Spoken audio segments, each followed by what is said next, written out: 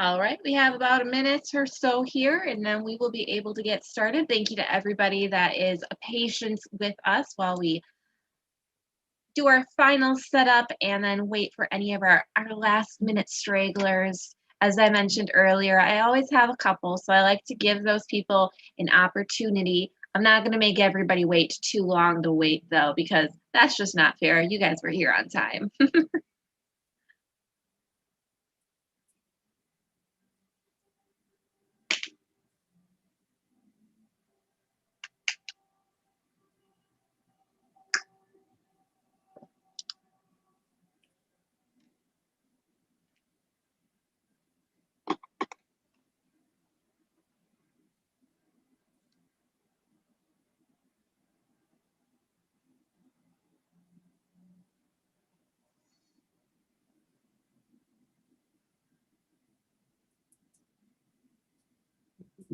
Really?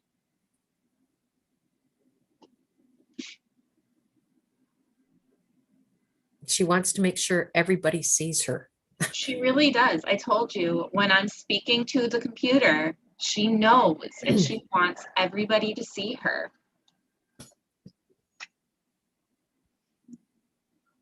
She definitely likes attention.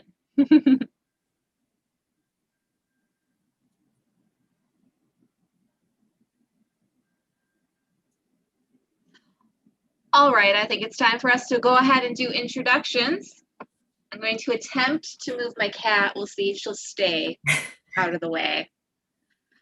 Hello, my name is Bethany Pearson. I am the program coordinator for the Everett Roehl Marshfield Public Library, and thank you to everybody that has joined us this evening. We are so happy to have you here for our spoken history, and I gotta remember the name of it, the History Lost, Marshfield's Automotive Businesses. So I've actually been informed that this evening there was so much information that we wanted to share with you that we're going to be doing a part 1 and a part 2. So to this evening, Vicki, I believe we are going to be covering the lost automotive businesses of Marshfield, correct?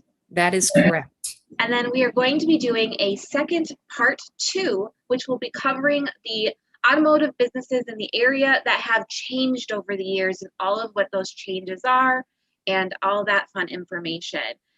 In the 1 hour reminder email that went out, I did include the link so that you could register, but I am also going to be sending out an email tomorrow that is going to be a reminder about that will also include that email. If you were unable to make the next month's program, because it will be on Monday, May 10th at 6:30 p.m. If you're unable to make that work, we did try to put it out far enough so that you could see if you could fit it into your schedule. But if you are unable to, all of these programs are streamed live to the library's YouTube channel, and you can view them at any time afterwards. And I have also included the link to our YouTube channel in those emails so that you'll be able to bookmark them, save them, have them on hand wherever you need them. But now that I've gotten that part out of the way, I'm just going to let you know if you have any comments or you just want to chat or something, if you're noticing that you can't hear something, there's some kind of a visual issue, please use the chat feature at the bottom of your screen. And then if you have questions specifically for our presenter regarding this evening's topic, please use the Q&A function. If you get them mixed up, it's all right. I'm able to make it work. But if we keep them separate, it also makes it a little bit easier for me to help people throughout the program itself, and then also keep the questions on topic and organized so that I don't accidentally miss anybody's questions. Other than that, I think I am done. So I'm going to introduce our presenter for this evening, Vicki Schnitzler, and I am going to mute myself, turn off my camera. I will be here keeping an eye on things. So if you need any help, let me know, but I'm going to hand it over. Thanks, Bethany. And thank you to the Everett Roehl Marshfield Public Library for the opportunity of hosting our spoken history series. Before I get started, Bethany did kind of allude to the fact that there was so much information about tonight's program that I had to split it because I didn't think everybody wanted to stay here until 9 o'clock listening to me. But there were so many different businesses where the buildings have been lost. And that's what I'm going to primarily be focusing on tonight. And then on May 10th, when we do part 2, we're going to be focusing on the businesses who have buildings that have really changed over the years. So sometimes they're still maybe recognizable, sometimes they're not. So that's kind of how we're dividing it. This is also going to be the first in a series of talks that the City of Marshfield Historic Preservation Committee is going to be putting out. In the past, we've been doing the brochures for the walking tours and the driving tours and some of our spot destinations like the airport, 2442, the round barn out at the fairgrounds. So those are all different brochures that we've done. But when we start really digging into some of Marshfield's history, there is just way too much to try and put into a brochure. So using this format, we can include a lot more information. So with that, I would like to start tonight's presentation. So how many auto-related businesses do you remember in Marshfield? And there you can see a couple of the past ones that we have that were located on North Central Avenue. And how many of those businesses are still around? How many of those buildings that were home to those businesses have totally disappeared? And that's kind of what we're going to be talking about tonight. We're going to be looking at some of those buildings that were home to these businesses that no longer exist. And there, for example, we're going to be spending a little bit more time about that picture. But if you're trying to get a gist of where that is located, put yourself on the street across from Emmanuel Lutheran Church or their school and look towards the parking lot to where the past City Hall was. And that is the home on that corner of South Chestnut and 7th Street is where you would have found this building. And we'll talk more about that as we go through the presentation tonight. So let's start our tour. What I'm going to be doing, I've broken the talk down into several different parts. I'm going to start with the business district downtown, work my way south along Central Avenue, and a few of the little side streets that are not too far off of Central. And then we're going to go up to the north side, and I believe it's the west side and then the east side. So we're going to be kind of jumping around, but if you can visually focus where we're at, I'll try and keep you on board. So we're going to start, this one is actually along Chestnut Avenue, and this was right up next to the railroad tracks. Baltus was one of our movers and shakers when it came to the automotive industry, actually as far as service stations.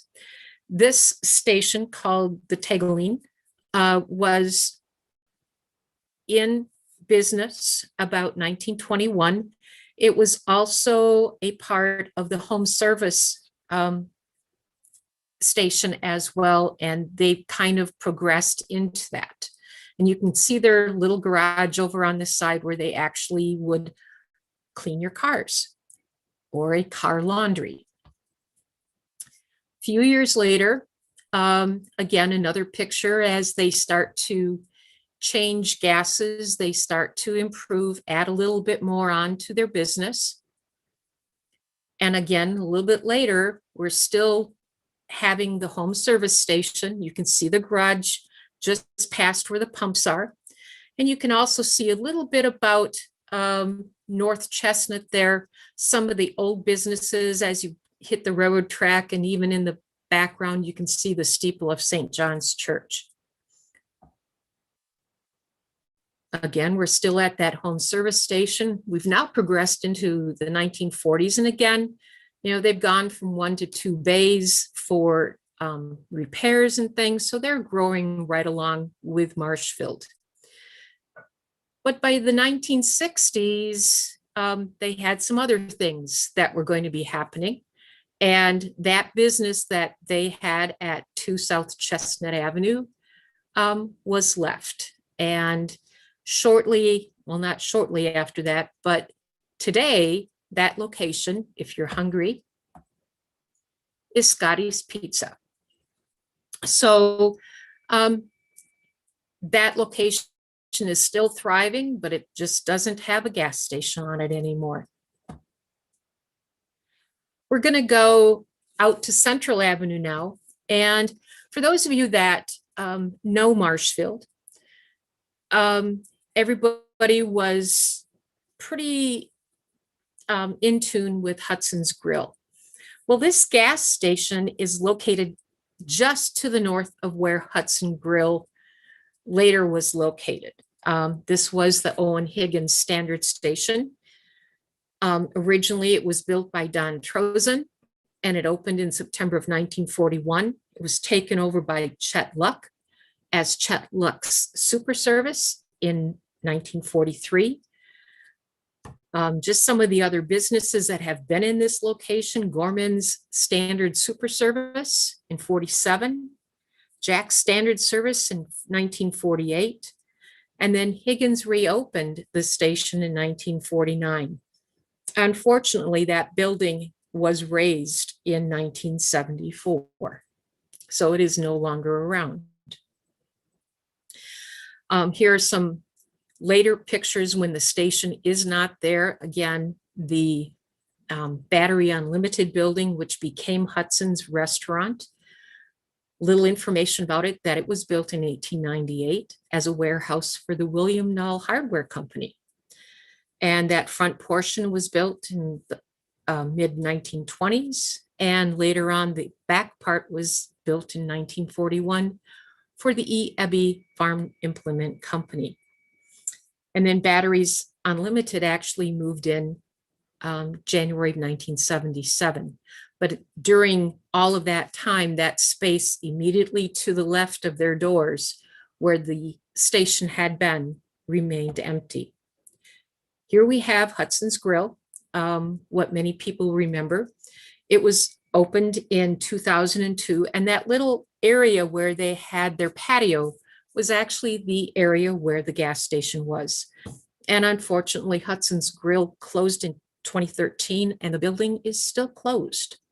So if anybody's looking to find a building where they want to get busy with a restaurant, that's a really good location right on Central Avenue. And here it is today. We're going to jump over, I guess, to the east side temporarily here. This one just kind of jumped in there. This is Brandt Oil Company, and it was torn down in 1999 to make room for the boulevard. So those buildings are no longer there. And when I tried to take a current day location of it, it was kind of tricky because the landscaping has totally changed. There's been land added up and down, and it was just kind of difficult to get an exact location. But I did kind of give you a gist of where it might have been based on what today's images look like. Okay, we're going to go back towards Central Avenue. We're looking over towards West First Street, very close to where Baltus's had their station, but not quite as far over. We're still on this side of that block.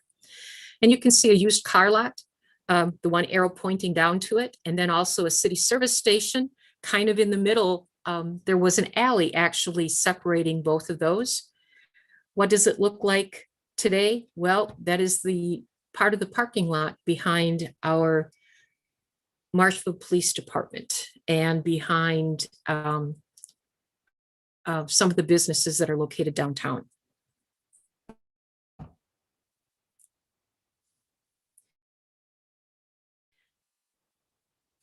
That real quick shot that you saw there was actually for a business that happened to be located at 108 East First Street. Again, it was a service station. And this is the location of it today, where the Thomas House actually got moved to. And this is right alongside of the boulevard on the south side.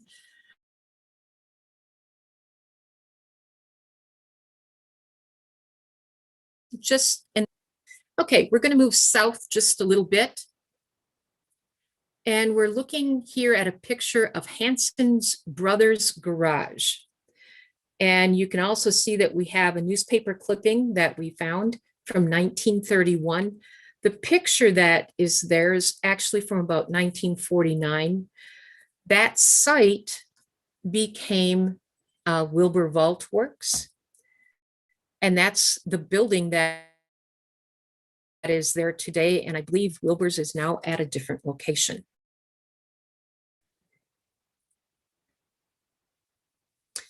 And here we're going off a little bit to the west of Central Avenue, just in that first block.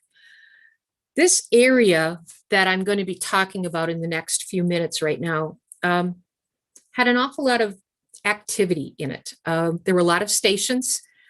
And as you go through, you're going to notice that the numbers change a lot. Marshfield was, in 1948, actually revamped all of their street numbers and measured out each spot by a certain distance of feet and put a number on it. And then they measured out the next distance. I believe it was 11 feet or 22 feet, whatever they were going by. And the numbers change back and forth. Also, businesses kind of fluctuated. So if a business was in one place and then they moved out and the other business next door sometimes kind of moved over, you're going to see a lot of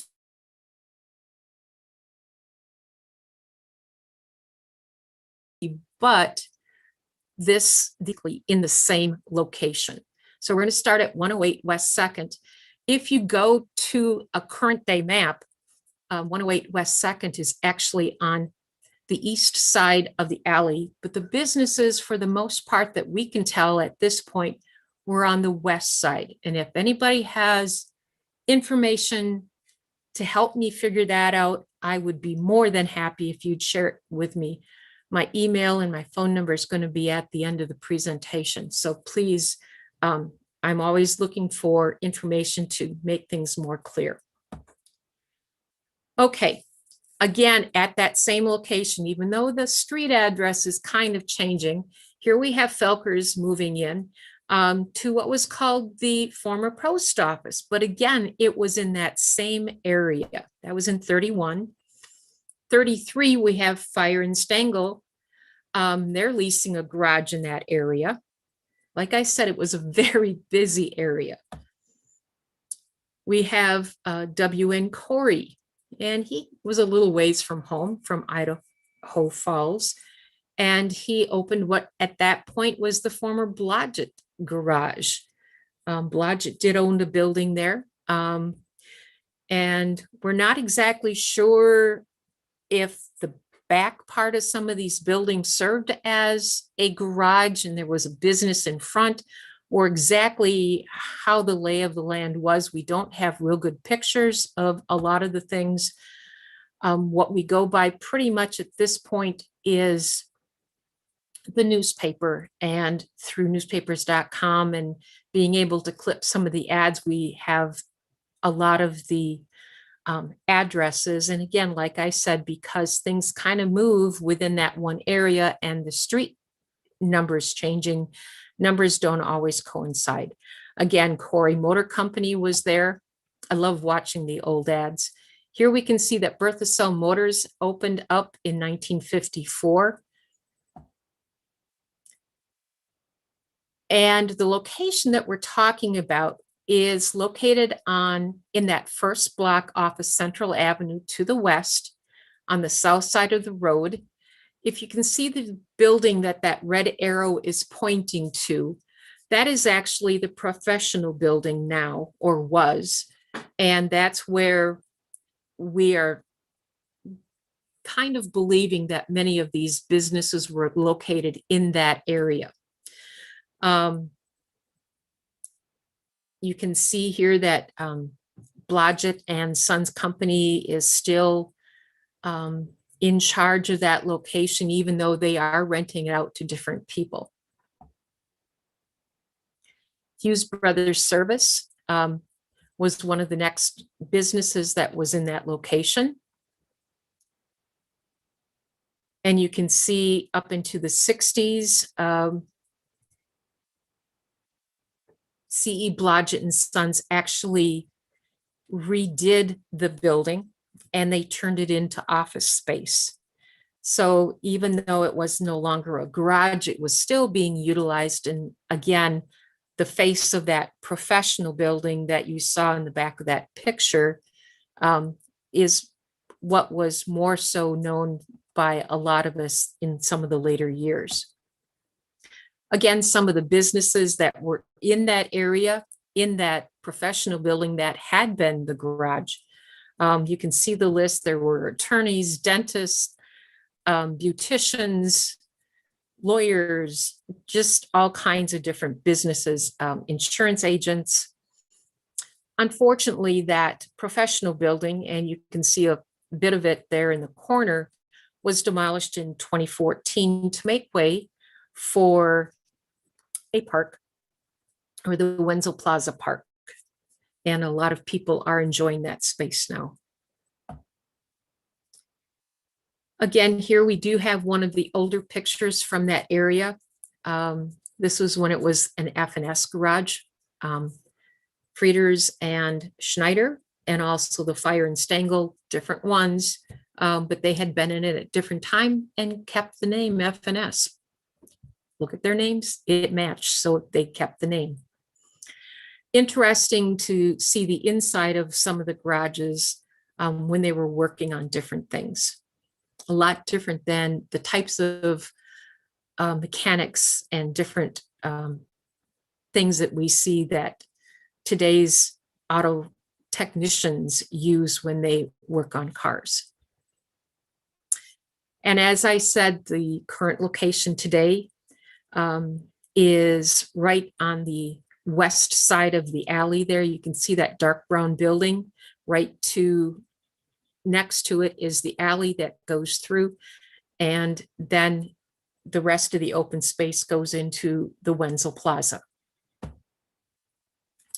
Okay, we're going to jump back over to Chestnut. And here we're down on the corner, 110 South Chestnut. This is the northwest corner of South Chestnut and 2nd Street, or West 2nd Street. So it kind of gives you an idea of where we're at.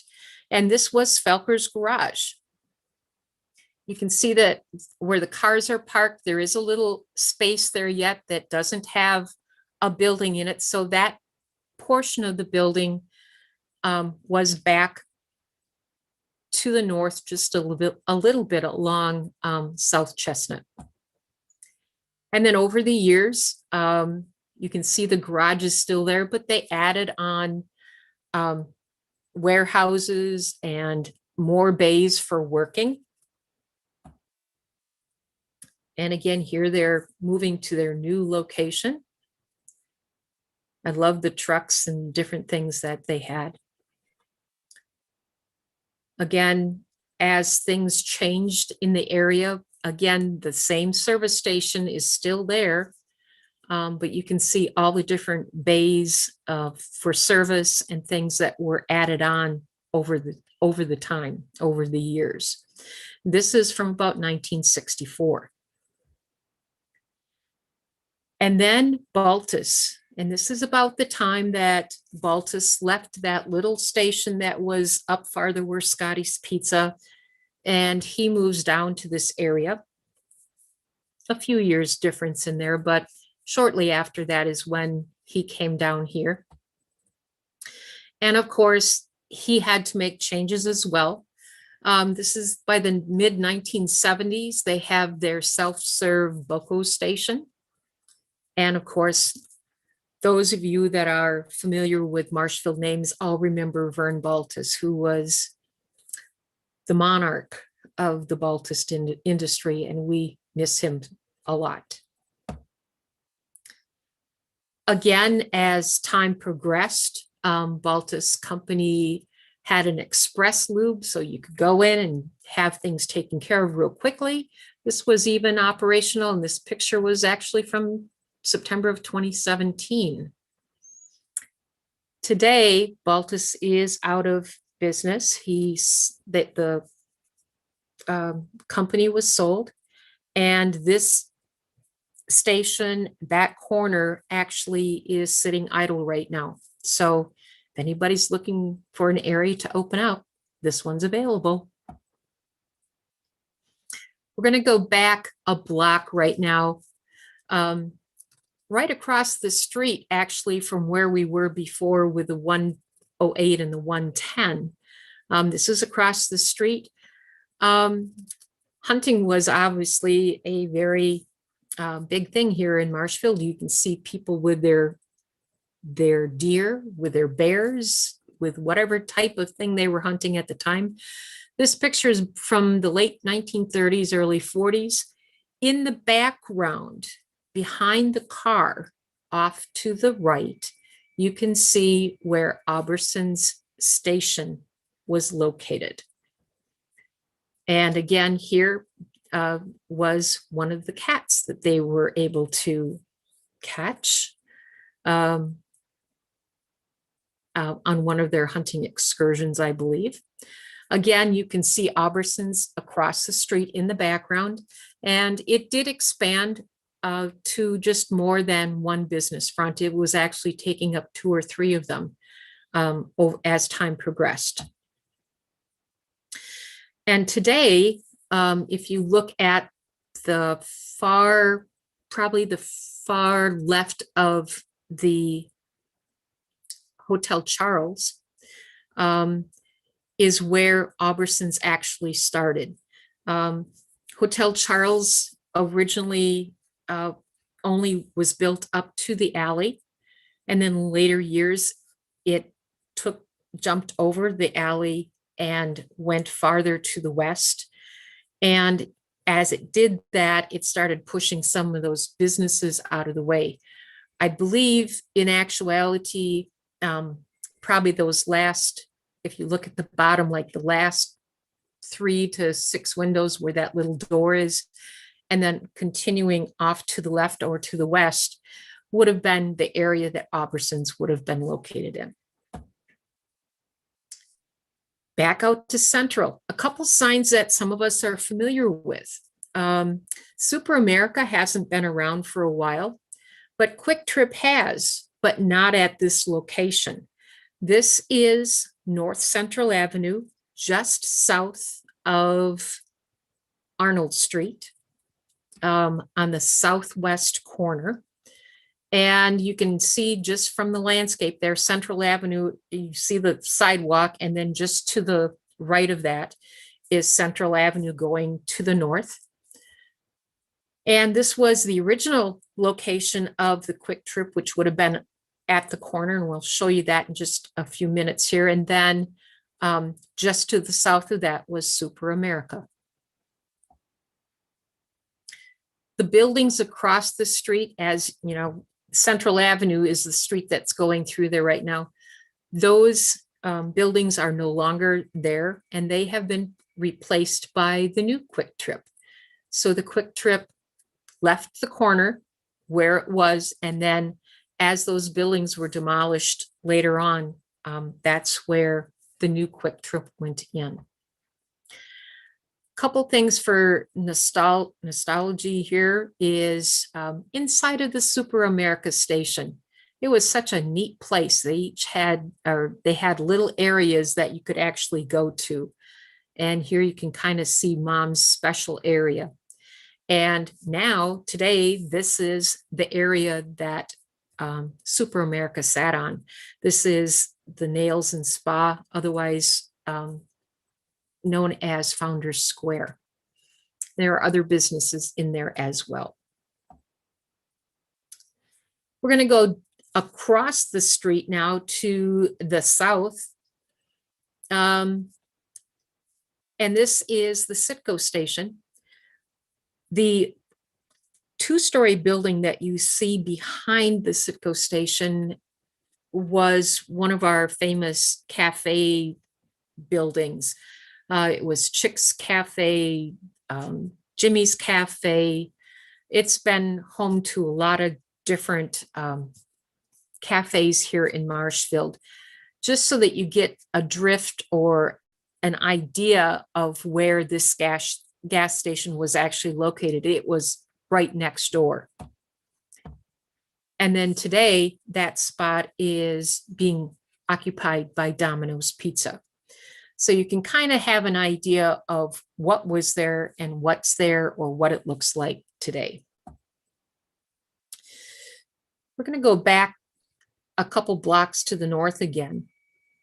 And again, you see a couple different address numbers up there, again, because of as things changed over time, the address has also changed.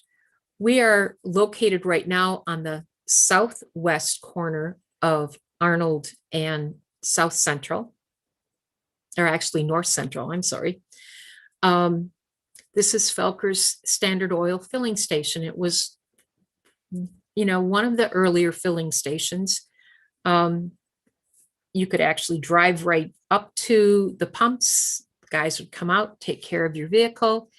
And you can see the canopy there, which was really something beyond its years. It was there pretty early. This picture is actually from 1922.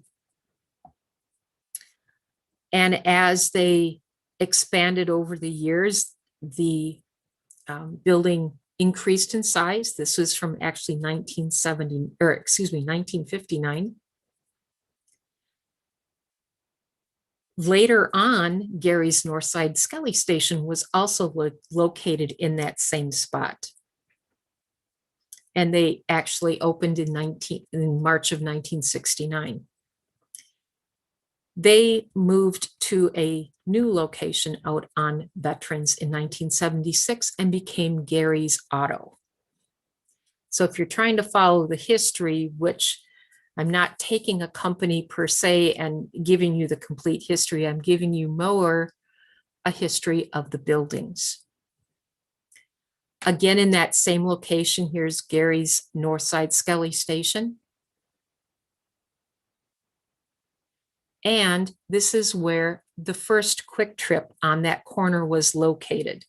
So we had Quick Trip, and then just to the south of it, years later, we also, or I should say years earlier, we had the Super America.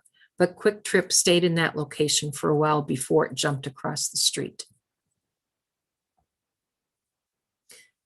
Here's a few more pictures. It opened back in 1986. And like I said, it closed and moved across the street to 101 North Central. This is that same building today. It is now home to Planet Earth, a health food store. But you can see the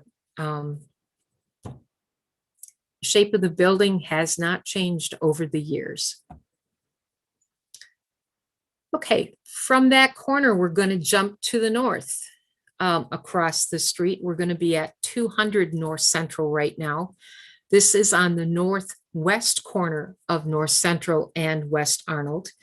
Again, this was a standard station. This was Fred's standard service, and he was there for a while. By 1986, we had Dick Propp, who took over, and it became an Amico service. That building was raised shortly after May of 1993 to make room for our new Walgreens store that was coming to town. There you can see, this is today. The building that's on the right half of the photo is actually, or was, our new Walgreens store. It has now moved up to the north, as we see a lot of our businesses moving around town to get a better location. And right now, this building is used as the Nash Law Firm. There is the Lift Gym in it, plus several other businesses. The gas station that we were referring to was actually located in that parking lot area. Okay, we're going to go down just a little bit farther south. We're kind of still in the main business district. We're down towards 6th Street now. We've been up on North 2nd, North 1st. We're going to go down about 7-8 blocks to the south. We're going to move around a little bit to a site from 201 West 6th Street.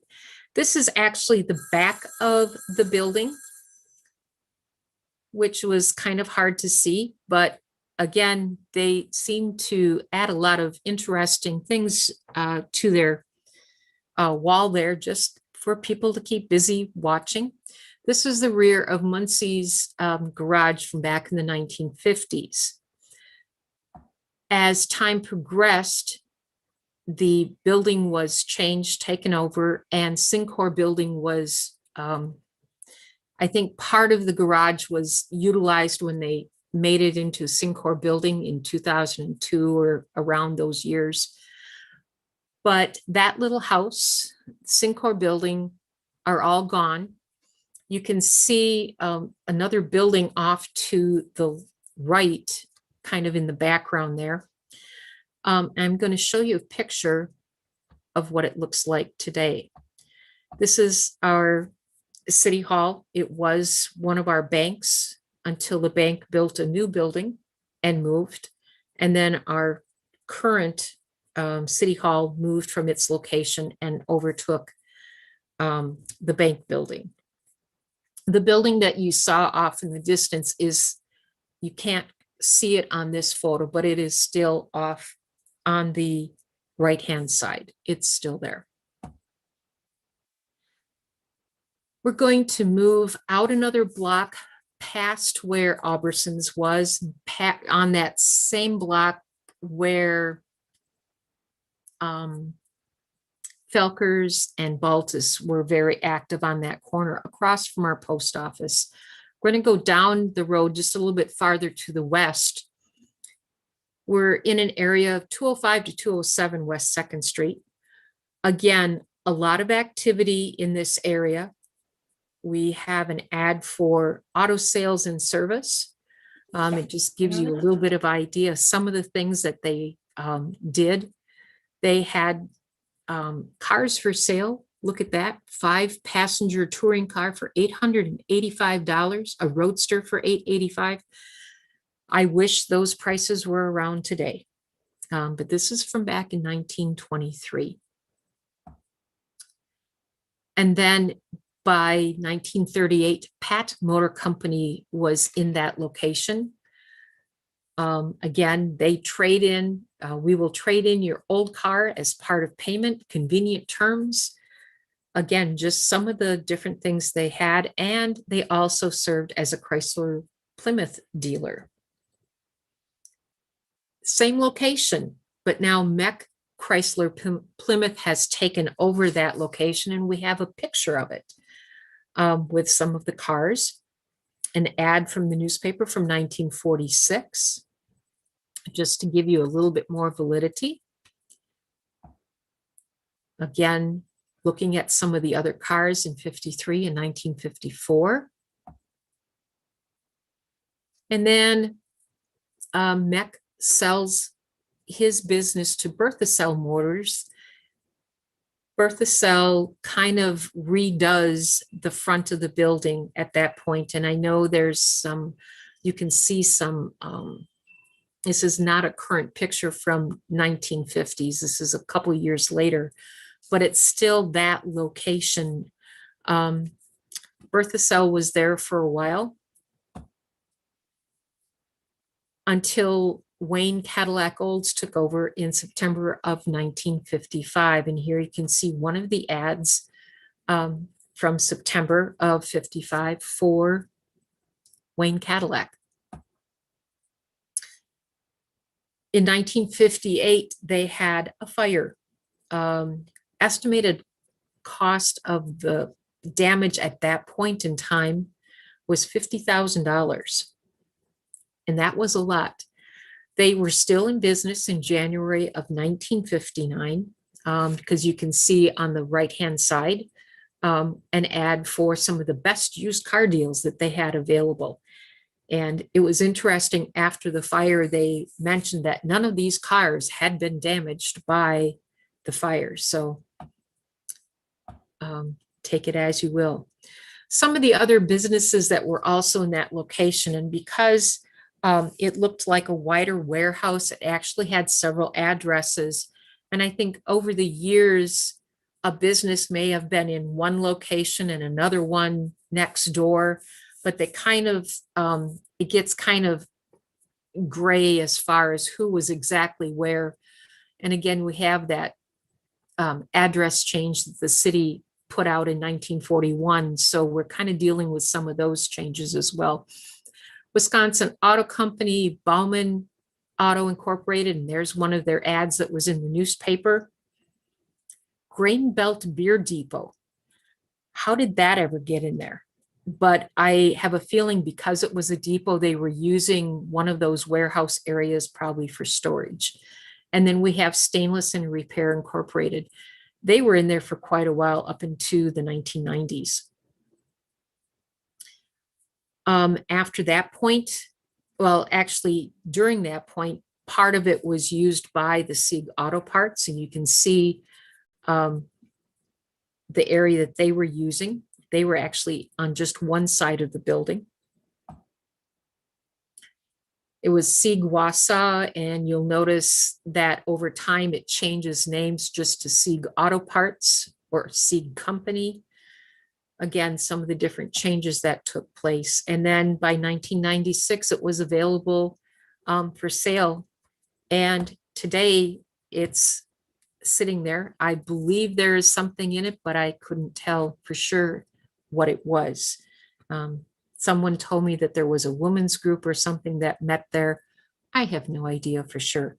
So if anybody has more information, again, please be helpful and share some of that information so that we can document Marshfield's history just a little bit better.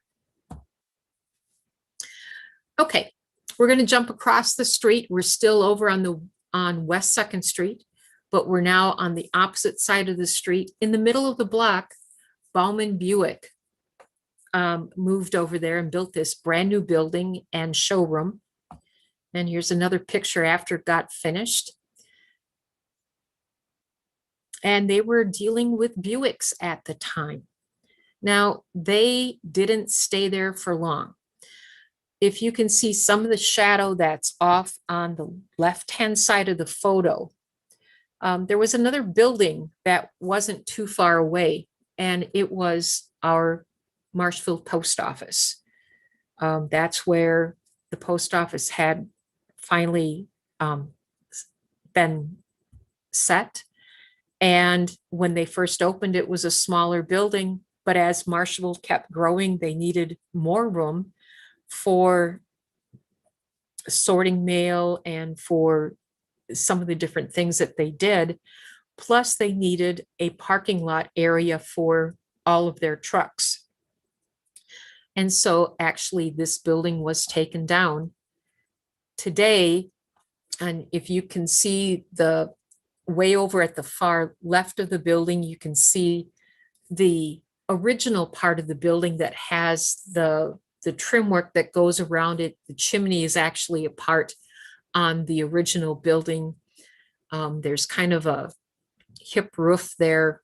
But then there's an addition that comes off the back where those 4 windows are, and then actually goes out to the bays where the mail trucks load up for deliveries. But anyway, that addition, the bay areas, and then the parking lot was what took over the space from Bauman's Auto. Again, down the street just a little bit, we're still at about a half a block. In other words, right next to where Bauman's was, just off to their right-hand side was Graham's Auto Sales. And again, same picture, because the parking lot actually ate up some of the area that was at that point in time Graham's Auto. We're going to move back out to Central Avenue now. We're going to go south and look at some of the businesses there. On the right, excuse me, the left-hand side of your photo there that you can see is the Ford dealership in Marshfield. And again, because it took up a wider space, again, it has several different numbers. One thing that I want to point out to you, this is one of the few, there are several pictures of the west side of the 300 block of South Central. This block no longer exists. All of those buildings are gone. But while they were still there, I'm going to talk about some of the different businesses that were in that end building. It was a Ford dealership. If you look on the building very closely, just above the windows on the second story, you can see the Marshfield Herald, the newspaper located up there a few years later. And so you can actually see the newspaper office up on top. The garage was down below.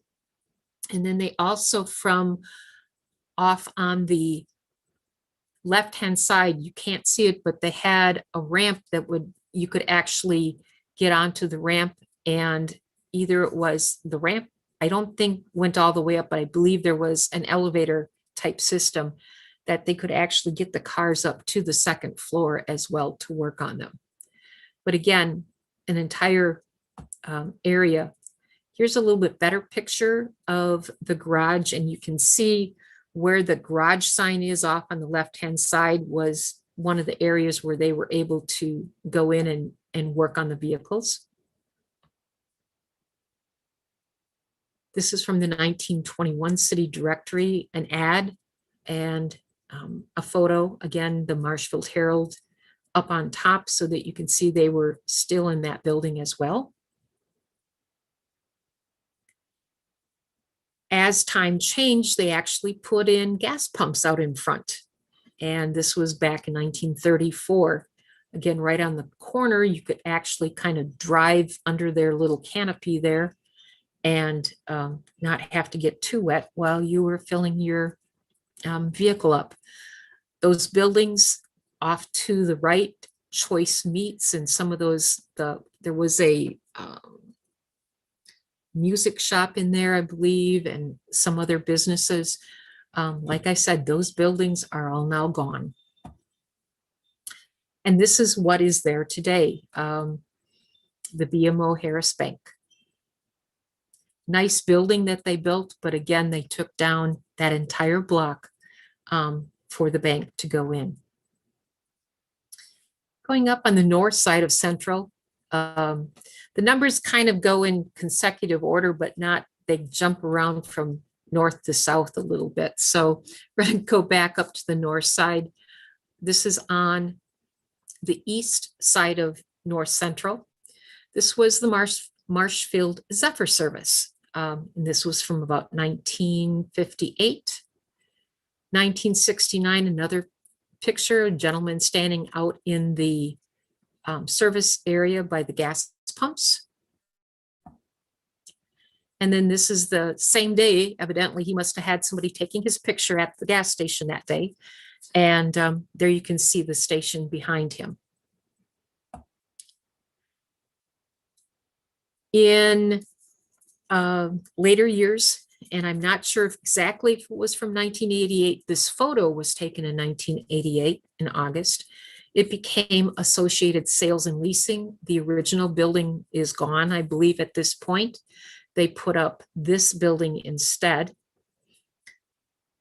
And they had a very good business. However, this shows you how good of a business they have, because this is today. This is Associated Sales and Leasing.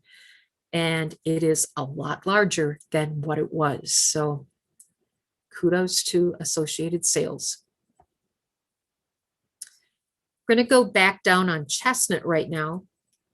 Remember the Baltus name that we saw earlier?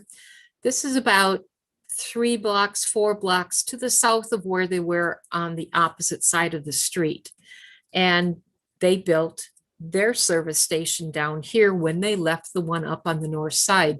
This was built in about the 1960s. The picture was taken in about 1970. Behind or off to the back or to the left-hand side of the service station, you can see, I believe it's St. Matthew's Church. That church also is gone. And here you can see today's picture. You can see where the service station still was located, but then Baltus built, or the church was taken down, and Baltus built his office for Baltus Oil Company just to the north of where their gas station was. Back to Central. I love some of these old ads from some of the city directories. This one is for the Minor Peel Auto Company, again from 1921.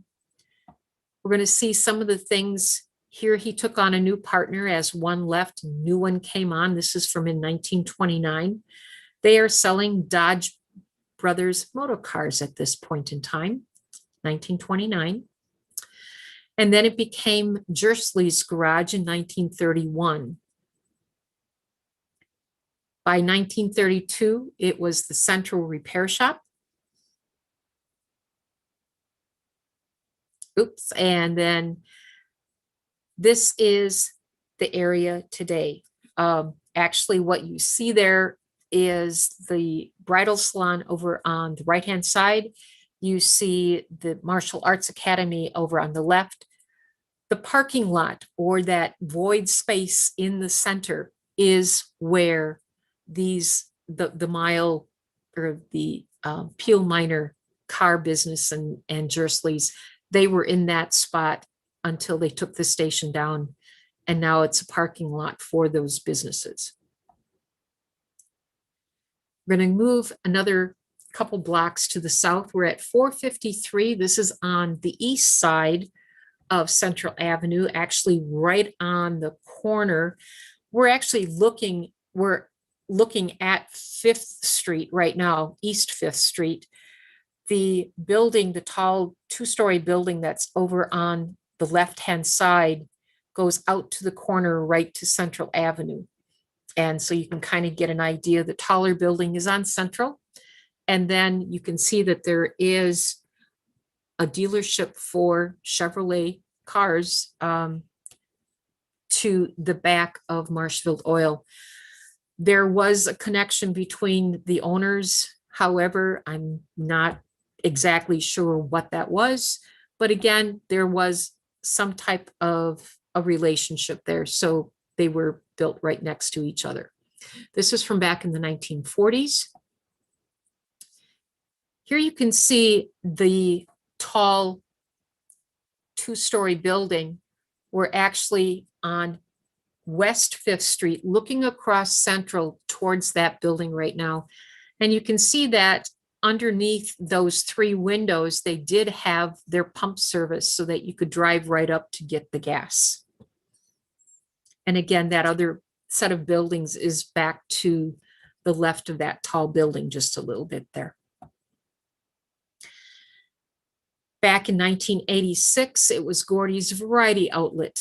Marshfield Oil was gone at that point, and it was taken over by another business. You can also see a cafe, actually an outdoor cafe, or a portion of an outdoor cafe off to the left of that building, which became Chris's Sidewalk Cafe. Today, that same area looks a little bit different. It's now the Hardiker Park. There's a lot of historical murals on the walls if you ever get a chance to get down there. And then the building that the one set of murals on the left-hand side is actually when Chris's built out to the street, they got rid of the sidewalk cafe, and then a while later became family restaurant. Right now it's closed. They're waiting for a new owner to take over. Again, another opportunity for you. Here we're going to go back to 1928. We're moving in that same block, or actually down a block. We're going to go into the 500 block now. You can see we have Hudson's Service off behind or to the left of where the three ladies are eating their ice cream, and just above where the baby and the mom and the buggy are. Again, a very busy place because there was an ice cream shop next door, but it didn't stay that way for a real long time. We also have the Palace Garage in that area. And then where the ice cream shop was, and down, and including more space down to the south, we have Berg Auto Company that built. And in 1948, this is what it looked like for Berg Pontiac.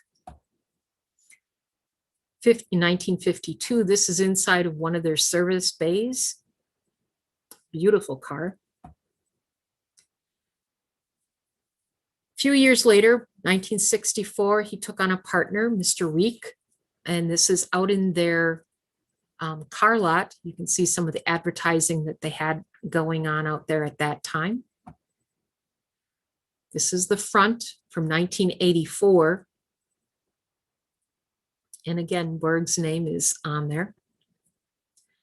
I love, if you can look through the windows there, some of the circular office areas that are made out of wood were just beautiful.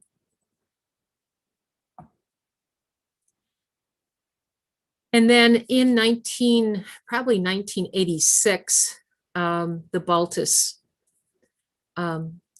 oil company took over and took the buildings down.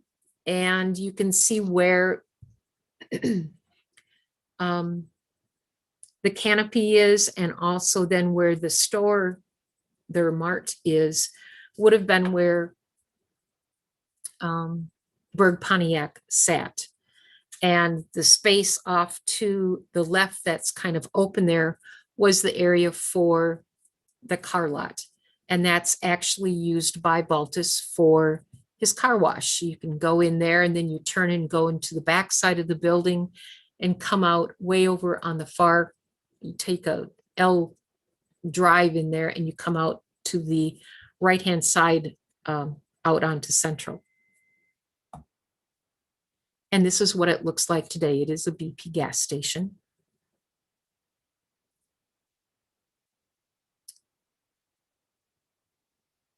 Again, just a little bit farther here, we have 524 South Central across the street. It was a Franklin Marshfield company, and they sold Franklin motor cars. This is from the city directory back in 1921. Marshfield Motor was in there.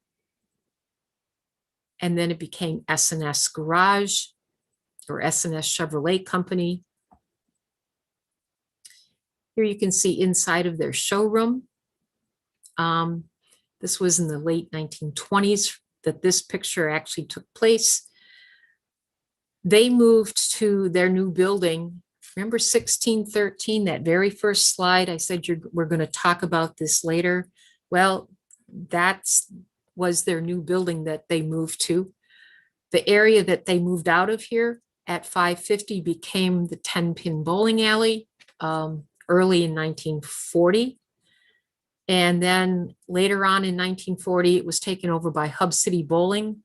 And that went at least until the 1970s and possibly a little bit later. There was a bar and a bowling alley right together. Today, it looks like this. This is Heinz and Printing. Again, it's a couple lots wide, but it became Heinz and Printing back in 1995. And this is actually a facelift that they did some years later. And this is what it looks like today. We're going to keep going south into the next block, 600 South Central. We have a neat little gas station here called Widham's Mobile Gas Station. The photo is actually dated back from 1932. Notice that on the right, you can see Normington's Laundry and Dry Cleaning. It's 2 stories. I believe there were apartments above it for people that were that owned the laundry. That was their home. Here's one of the parades, but in the background, you can see Normington's store. You can also see the station is now a mobile station. It's still there. In to the left of Normington's, you can see the old Marshfield Clinic, which became the new City Hall, which is now the old City Hall. But in the meantime, it actually added several more stories. It was now 7 stories high. And then a little bit farther to the south, you can see one of our medical facilities that was added on to that. This is from 1959. And today you can see the City Hall off on the side, I should say the old City Hall. And the space that would have been Normington's and the gas station is now Stroman's Park. Stroman was a firefighter who lost his life in the line of duty. And so he is being remembered by this park that was put in. But this is a picture from today. We're going to go to the back side of that street right now.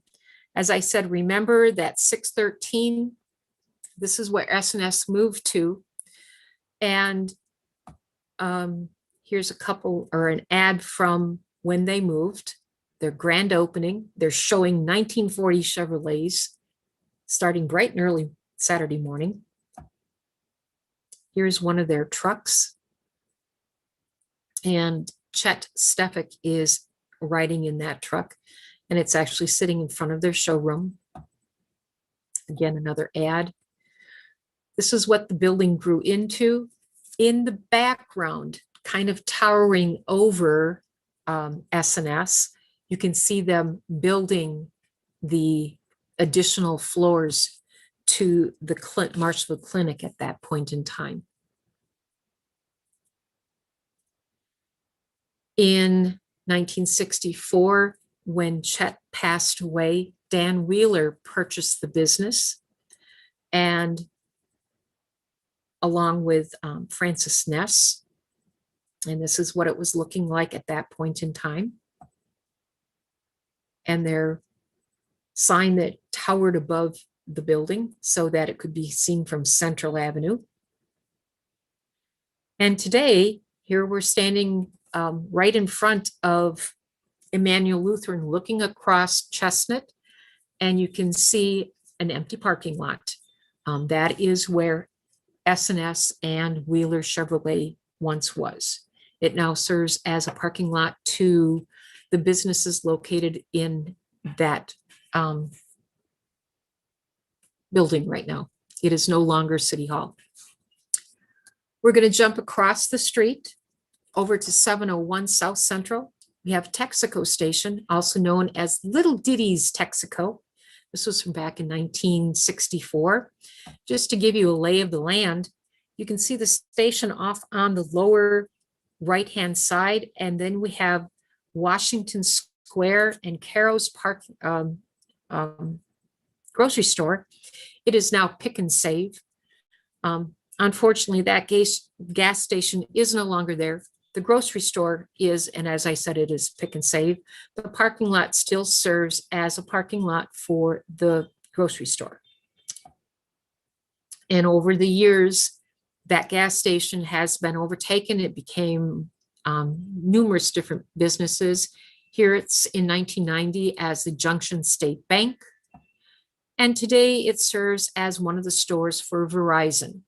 Again, you can see it still has that kind of shape where that front corner is angled.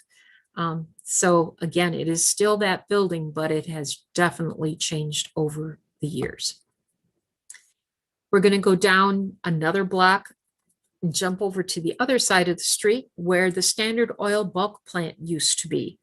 The buildings behind the lady off on the right-hand side actually are across Central Avenue, and that is a restaurant now.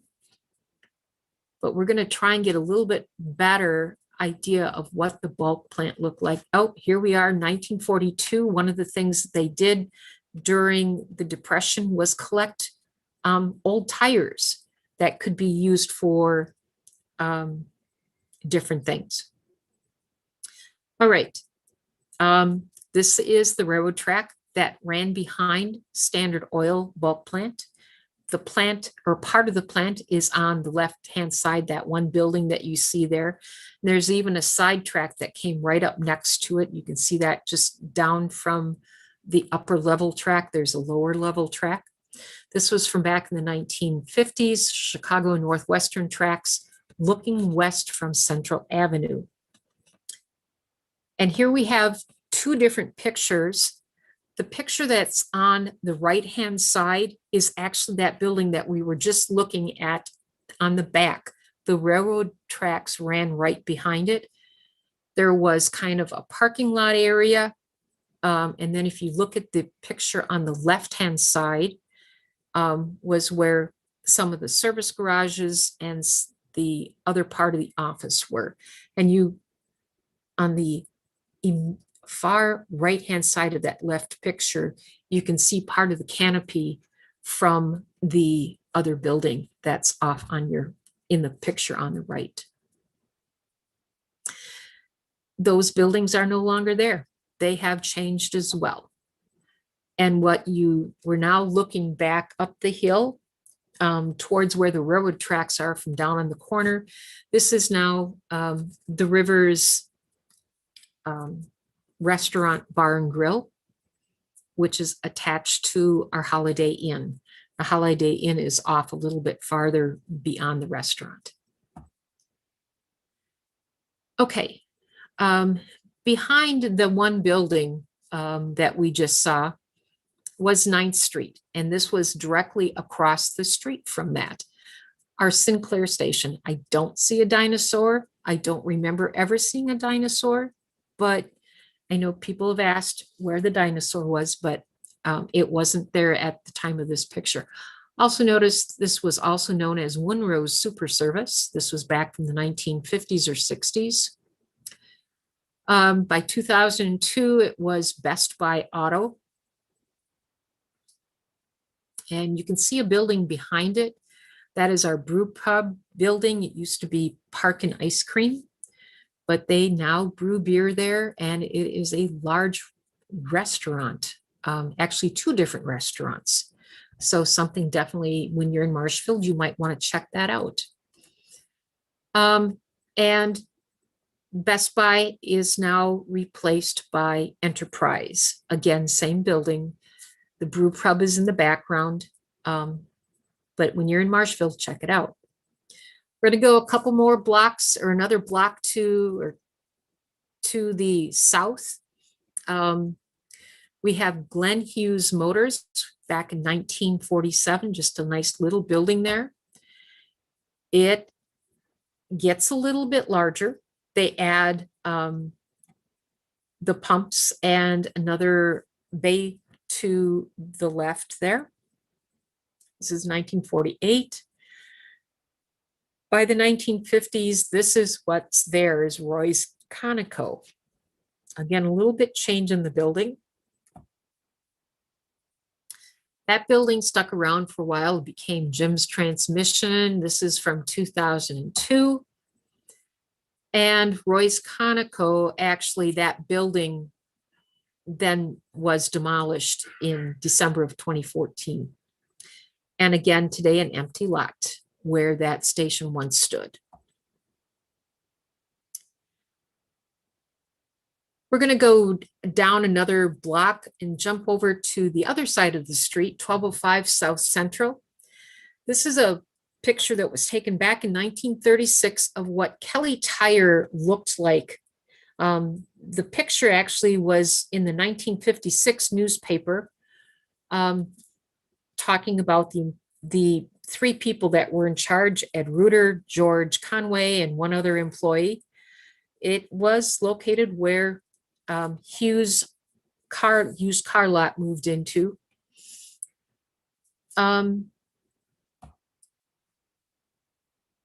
This was in the late 1940s and 50s. It was the Hughes used car lot.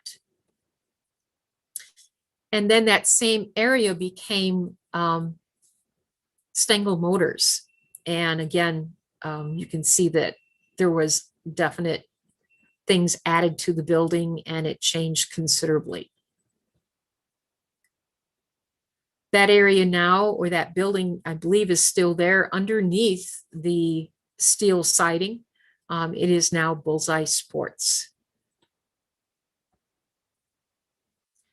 We're going to go down another block and jump across the street to 1301 South Central. You can see here the Phillips 66 station. It's actually located on this side of the street. About 1920, it was Dudley's service station. And here in 1925, there was a grocery store built in front, but you can see the cement slab that's in the foreground. That was where Midstate Oil was going to make its home at some point in time.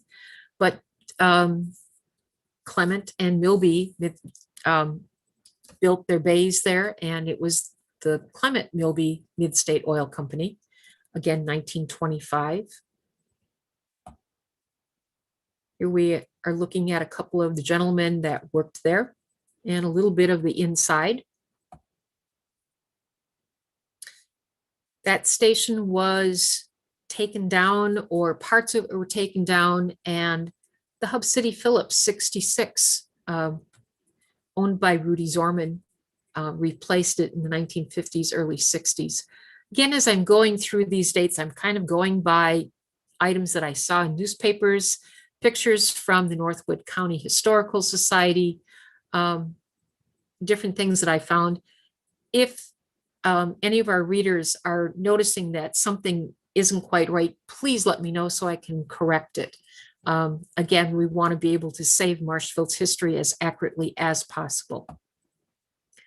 Here's the Phillips 66 in the 60s. Today, it now serves as Vapors Vision Smoke Shop. It was a pizza shop for a while before that.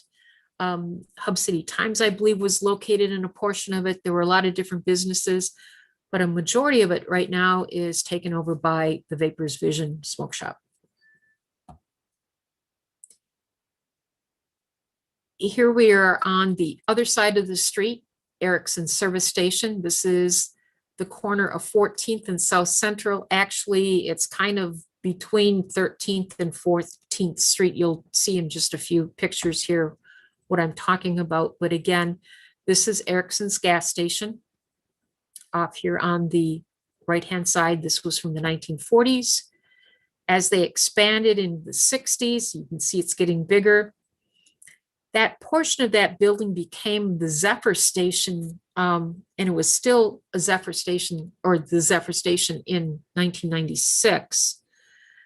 But you're going to see some major changes to it. You can see the road off to the right of that building. That is 13th going off to the west.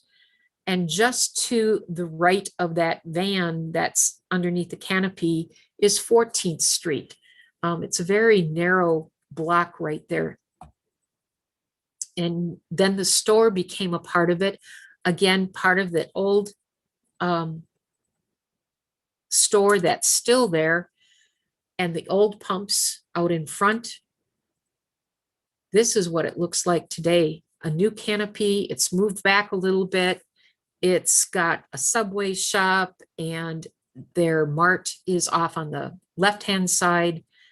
just a lot of activity going on. But again, you can see the 13th Street off on the right-hand side, and on the left above where that white SUV is 14th Street. So it's kind of between the two streets. We're going to jump just across the street to the south to 1400 South Central Avenue. Here we have the Central Shell or Super Shell in 1967. Here's what it looks like several years later in the 1980s in the daytime. Again, a very busy place. This was Strax Super Shell. And in 1968, I found an article that they were celebrating their 5th anniversary being there. Years later, this is Jack's Car Corner now. This is 1998. There were probably some other businesses in there, but trying to find documentation for every single one was a little bit difficult. Car Corner was Midtown Auto for a very short period of time. You can see their logo actually above the 2 bay windows just below the roof line. There it is a little bit better so you can see it. And today it is standing empty. So again, if you're looking for a repair shop, something to check out. We're going to jump across the street now to 1403. This used to be a Clark Super 100 station back in 1956. The unique thing about this building, it had an angular roof. The front was higher than what the back of the roof was. It kind of was at that slope, but this was the Clark station. There's the building in 2003. And I'm missing a slide in there, but today it is now a Chips. That building was taken down and it is now a Chips hamburger place, fast food. So just a little bit of the history going on there. We're going to jump back across the street now to 1504 through 1508. And in the late 1980s, this was Mauer's direct service. It's across to the south is our Dairy Queen.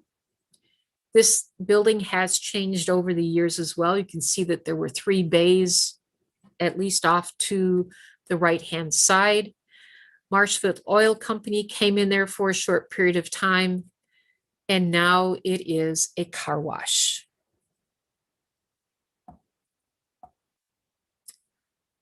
We're going to go across the street. You can see Mauer's sign in the background. They were off to the right. But on this side of Central Avenue, we had the Pure Service Station. And I don't have a date exactly for that picture. If anybody can help me out with that, it would be greatly appreciated. But you can see a portion of our Dairy Queen off on the left-hand side. And this is that site today. It's actually taken over by a portion of the I-State truck service. That is not the only part of the truck service. We're going to look at some of the other buildings shortly, but where 1601, and you can see an address change there, it's now Rodas Avenue.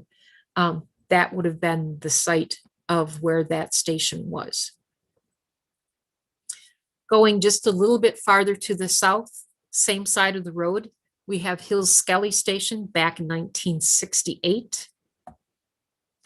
Again, another view of it, not quite so clear, but again, another view of it. And then sometime during that same year, it became the Shell Station.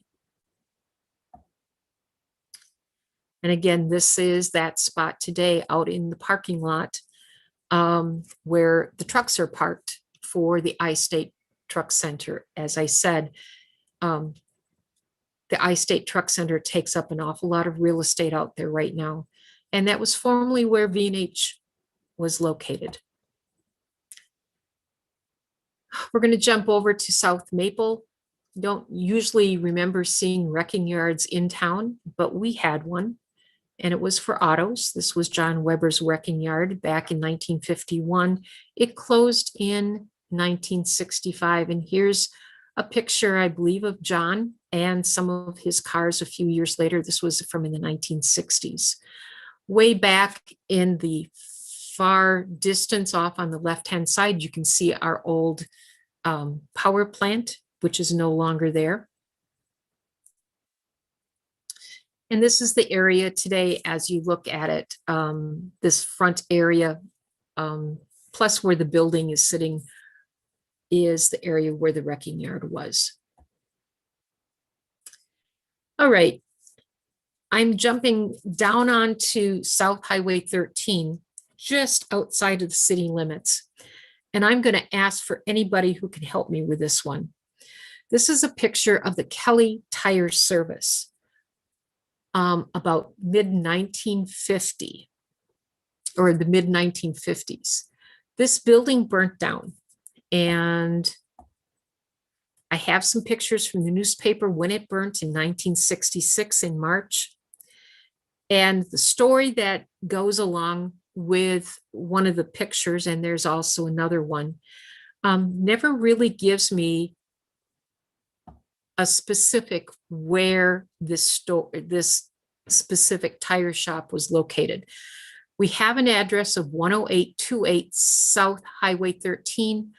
That is not a current address because the fire numbers have all changed. So that is not a current fire number. That was an old address from back in 1966. But the story goes that they were just to the south of the Marshfield city limits.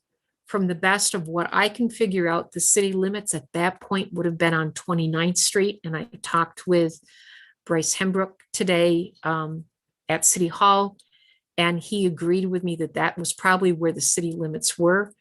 In the story, it talks about they were able to hook up to the fire hydrant to get Marshfield water, even though this was out of the city limits.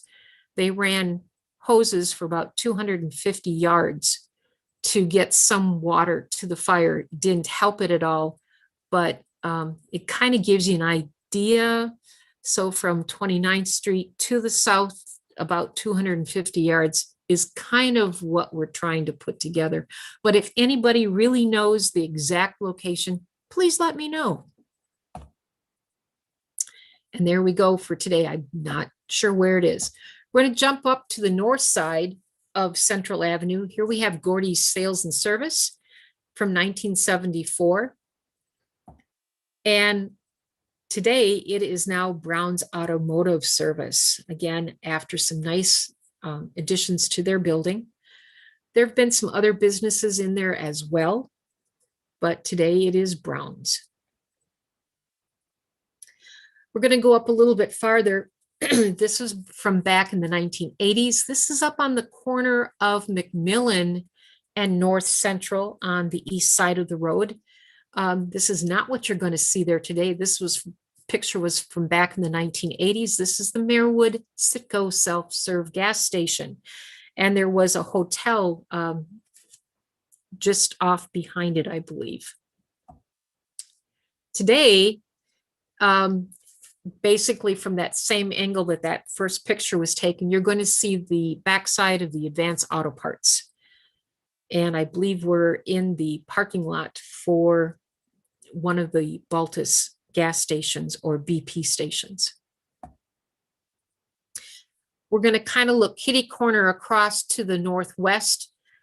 For those of you that remember back in 1987, Marshfield did have a Kickapoo station, and that's where it was located.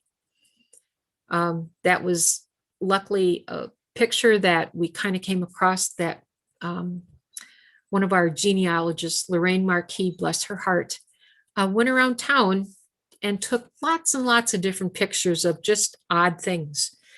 But her pictures are of things that many times are no longer around. And so we appreciate the time that she took at that time to take some of these pictures and document for us. So Lorraine, you're up there. Hopefully you're watching. And today, this is what that intersection is like. I'm actually on the corner, looking kitty corner across the intersection. I'm on the corner where Advanced Auto Parts is.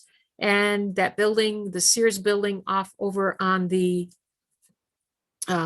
behind the cars there with that white center is about approximately where the Kickapoo station once stood. We're going to move up just another little bit up the road on the same, actually across the street.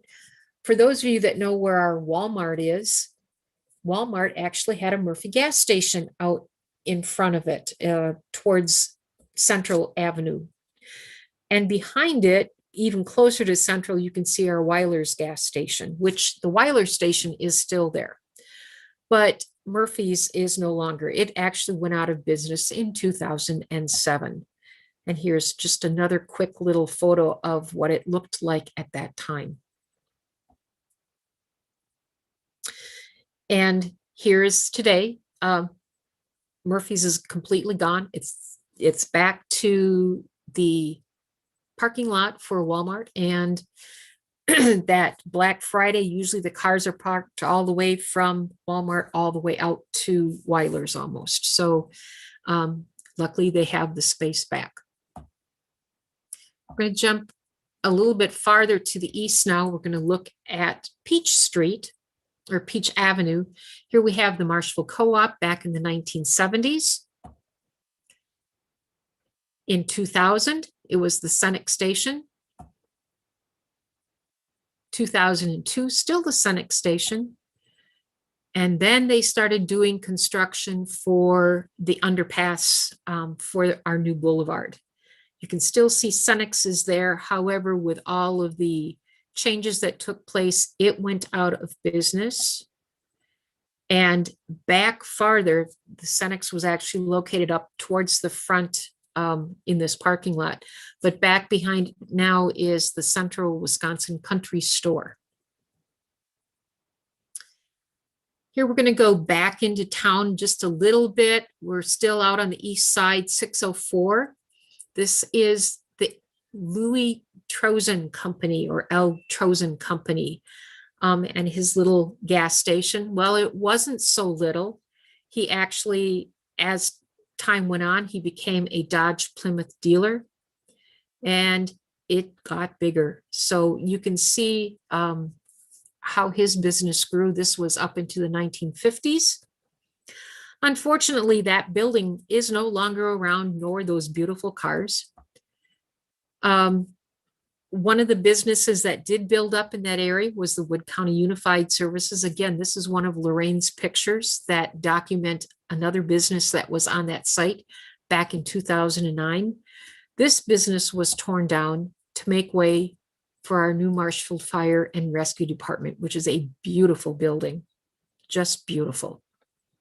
But again, some of our buildings and businesses had to go to the wayside to make room for progress. Here we're out on East 4th Street, a little bit farther out at 1207. We're looking at the Weir Oil and Bulk Plant from back in 1983. Weir sold out to Baltus. Again, that Baltus name is popping up. Baltus, as I said, was one of the movers and shakers here in town when it came to the automotive industry. But this is what it looked like right at sale time when Baltus took it over. He changed it into a self-serve mart. Again, what it looked like in 1985.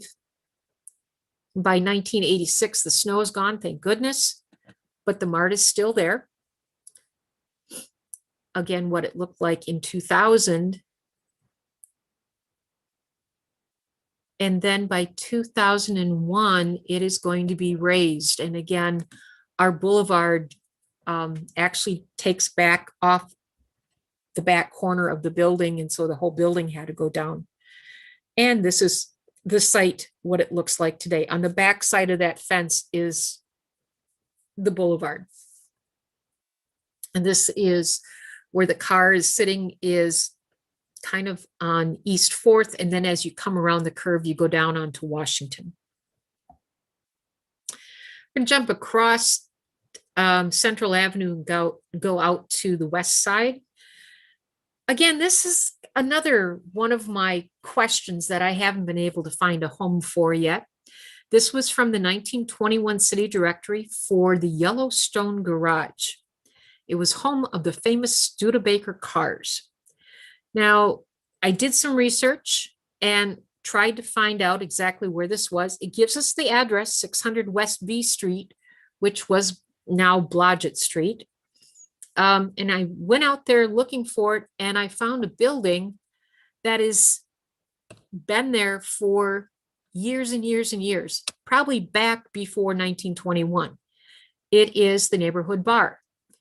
Now, if you notice off on, and this is purely speculation on my part, but you can see the car garages located over on the right-hand side of the neighborhood bar.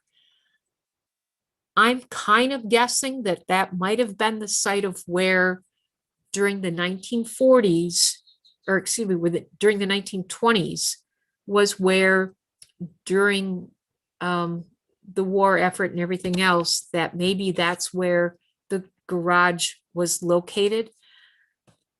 The bar has always been there. So again, exactly how that fits together, we're not sure, but it's got the same address and I need help. So thank you.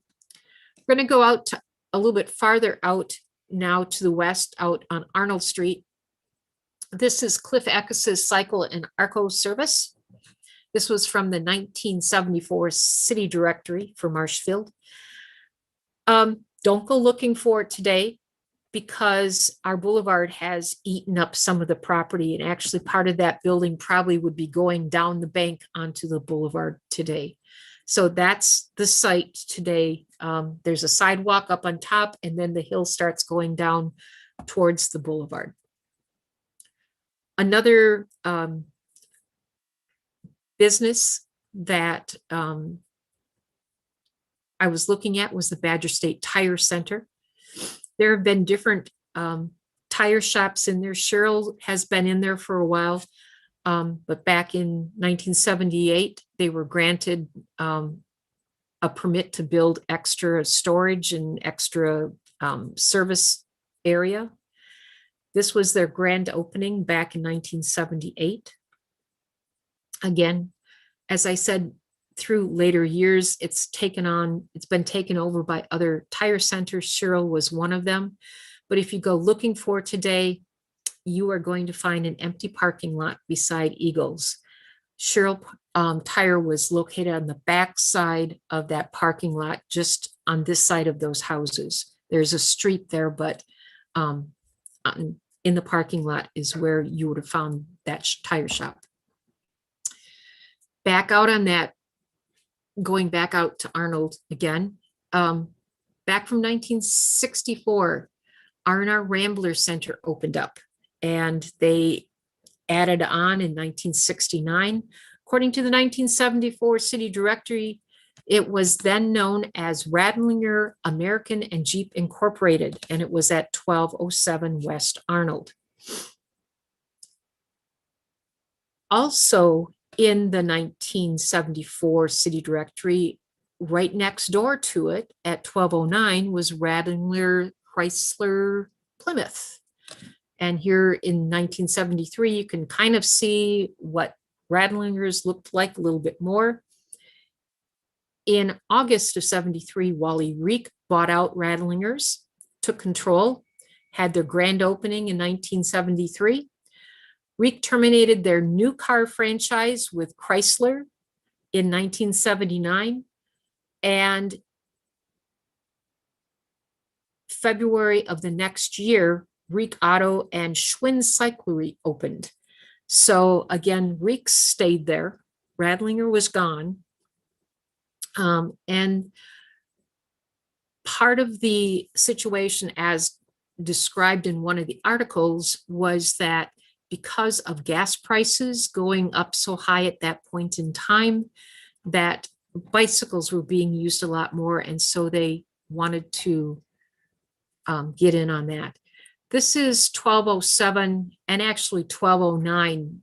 It's a very long building today out on West Arnold, or actually West Veterans Parkway. It's now been renamed after the parkway or boulevard went through. It is home to Apria Health Center or healthcare. I want to thank everybody for bearing with me tonight. Thank you for your interest in Marshfield's automotive industry of lost buildings. And again, as Bethany mentioned earlier, stay tuned for part 2, which is going to be on May 10th.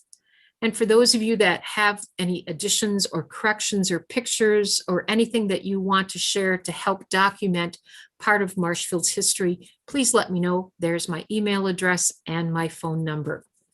Again, Bethany, I know I went late. I apologize, but so much to cover.